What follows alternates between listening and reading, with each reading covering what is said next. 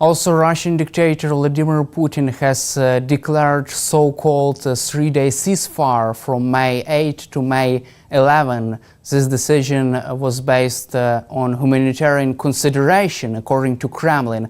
How do you see the main reasons behind this Putin's so-called three-day ceasefire after previous 30 hours ceasefire? Yeah, well, I think there's probably three things. Number one, he's trying to change the narrative because he could see that even President Trump was beginning to become more, put more pressure on the Russian side. So I think part of it's trying to change the narrative there. The second thing, of course, is that nobody on the planet believes that Russia would actually live up to any ceasefire. I mean, it's not likely unless they were forced to. And then the third thing, the real reason I believe, is because they don't want Ukrainian drones landing on Red Square during their Victory Day celebration activities. I think that's the real reason they're hoping for a ceasefire during that period. I thought your prime minister or your foreign minister's response was correct when he said, why not 30 days? Why 3 days? And what are we waiting for? Why not start it right now? And because he knows that this is a Russian information operation.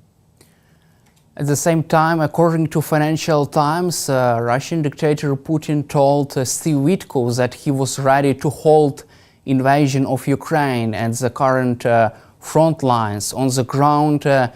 What is your assessment of this possibility of halting the war and negotiations which are in progress right now?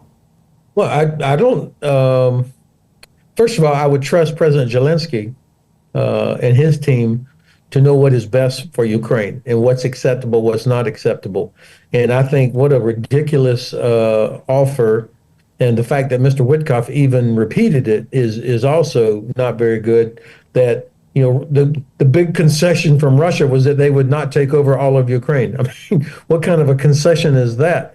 So I think the Ukrainian government knows that Ukraine's soldiers are winning on the battlefield, on the ground. They stopped Russia, even without adequate help from the West. Russia cannot defeat Ukraine. And so I think Ukraine is in a position you can make demands about your sovereignty, about future security,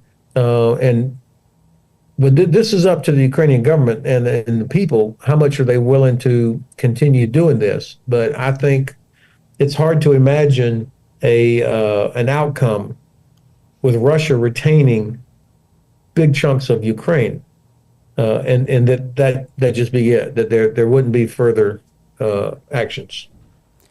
And also, there was an interesting meeting in Vatican between U.S. President Donald Trump and President Zelensky. After this meeting, Donald Trump, for the first time, questioned Putin's willingness to end the war, threatening another sanctions against Russia. Quote, "It makes me think that maybe Putin doesn't want to stop the war. He is just taking me along and has to deal with differently banking sanctions." Do you have any kind of hope that this meeting in Vatican could change Trump's stance on Putin, Trump's policy on that? Well, certainly President Zelensky deserves credit for his incredible patience and his persistence, the willingness to sit down and keep trying to explain to this American president what the facts of what's really going on. So, you know, that was a great picture, the two of them sitting there. It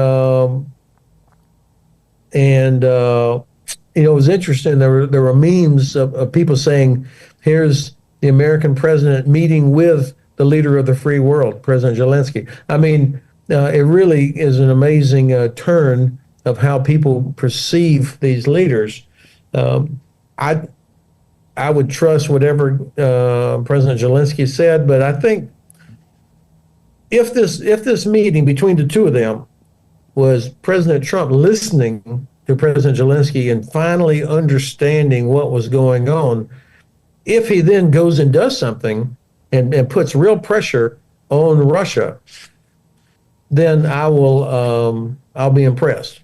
But I haven't seen any change yet in the American approach towards Russia. I haven't heard a statement telling Vladimir Putin that if you don't accept this 30 days unconditional ceasefire, unconditional, then I am going to give Ukraine everything that they need without restriction.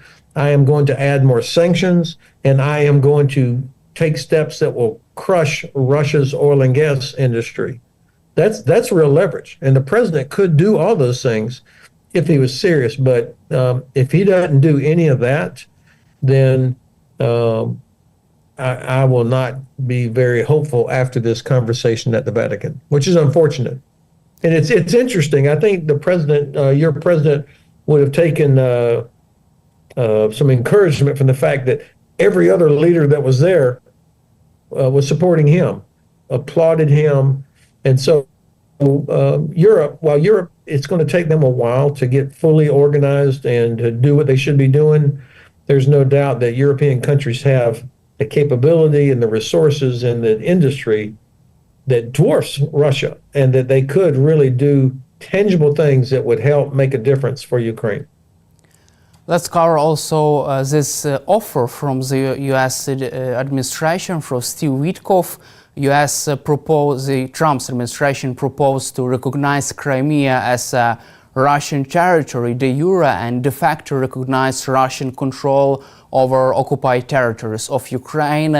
If the United States government recognizes Crimea as a Russian territory, what would this mean from a political and military point of view? What kind of strategic leverage Russia would have in case of such recognition? Well, number one, it would be a catastrophe for American credibility. I mean, because nobody else is going to recognize that.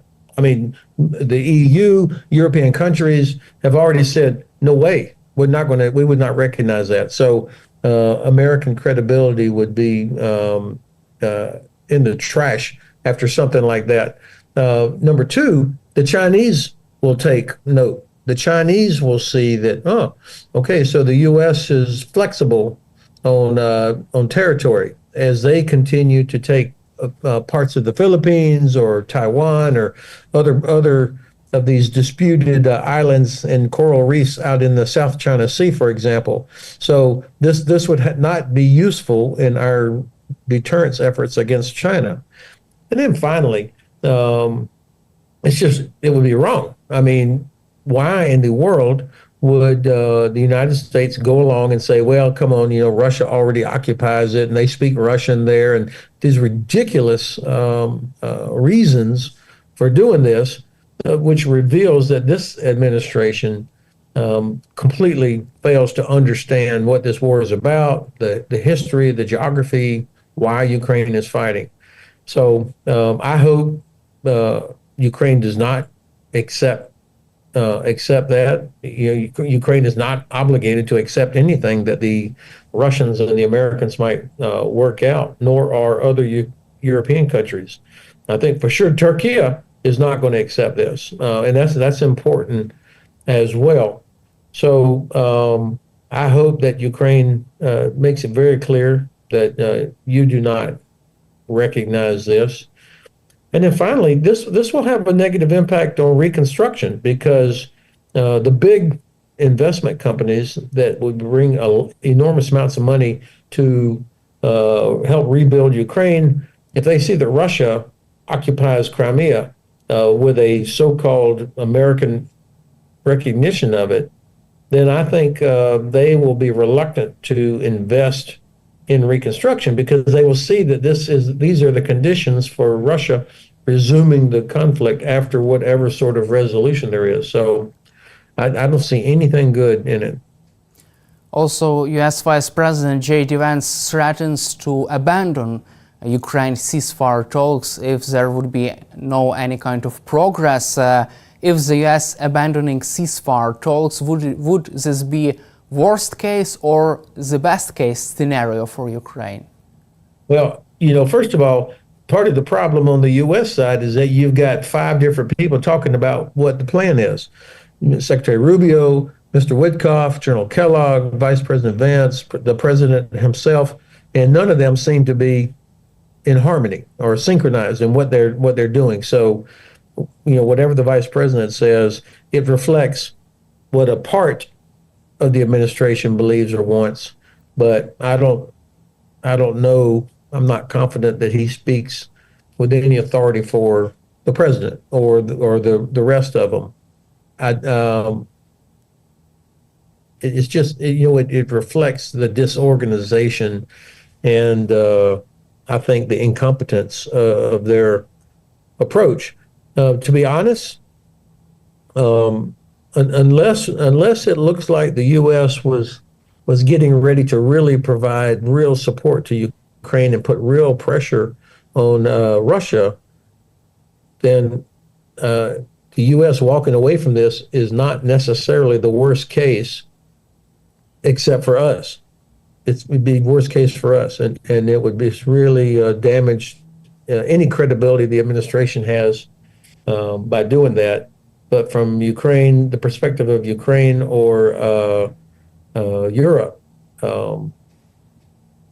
I don't know that that's the worst case based on what the administration is doing so far. For the Russians, it would not be good because without the U.S. there, I mean, the Europeans are not confused about who the bad guy is. So that's kind of how I assess it right now.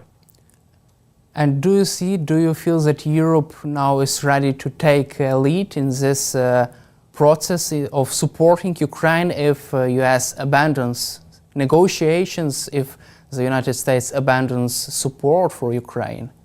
Well, this is where we're going to find out. Can Europe meet the moment? I hear a lot of positive language that comes out of UK and France and Brussels. We will finally have a German government here, I think, in about 2 weeks. And if Mr. Merz is the Bundeskanzler, as we all expect, he's demonstrated clearly that he is on the side of Ukraine. And so that could be a positive change to help get things going. I think, Poland, I'd like to see Poland be more forward-leaning in this, but of course they have a presidential election here in a couple of weeks, and so that's probably why they don't want this to become a presidential issue, perhaps, I don't know. But, Europe has the capability. The only thing that Europe lacks is self-confidence.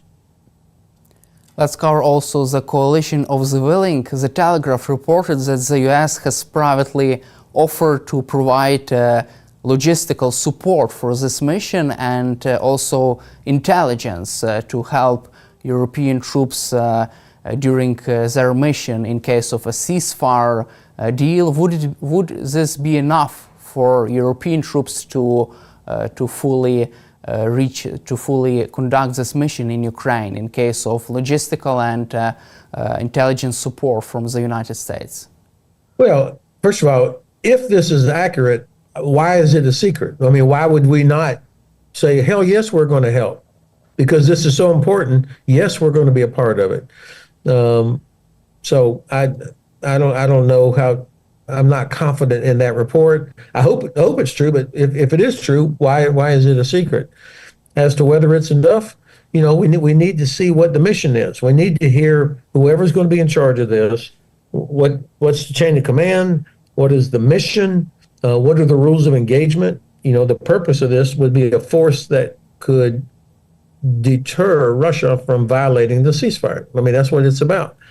And so I couldn't say whatever the U.S. is providing, if that's enough, because we don't know the bigger picture. Certainly, obviously, it would help logistics and intelligence.